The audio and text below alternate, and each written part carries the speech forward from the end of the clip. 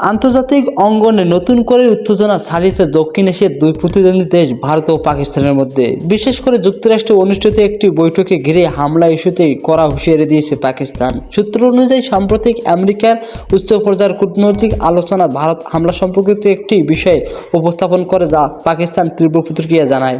পাকিস্তানের পররাষ্ট্র মন্ত্রণালয় এক বিবৃতিতে জানিয়েছে, এ ধরনের বিষয় আন্তর্জাতিক মঞ্চে তোলা আঞ্চলিক স্থিতিশীলতার জন্য হুমকি দিয়ে দাঁড়াতে পারে।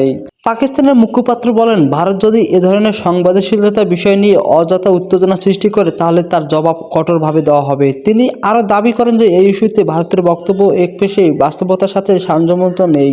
অন্যদিকে ভারতের পক্ষ থেকে বলা হয়েছে, তারা শুধু আন্তর্জাতিক নিরাপত্তা সচেতনতার জন্য স্বার্থেই বিষয়টি উপস্থাপন করেছে। তাদের ভারতের একটি কূটনৈতিক জানেন, তারা বিশ্বাস করে এই বিষয়টিকে সম্প্রদায়ের জন্য জরুরি।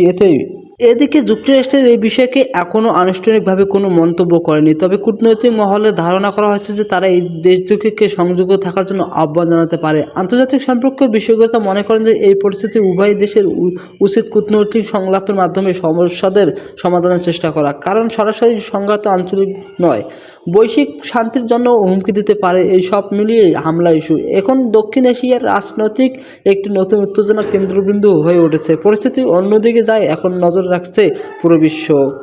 এই ছিল আজকের বিশেষ প্রতিবেদন। যা আবারও খবর পেতে আমাদের চ্যানেলটিকে সাবস্ক্রাইব করে রাখতে পারেন পরবর্তীতে ভিডিও পেতে।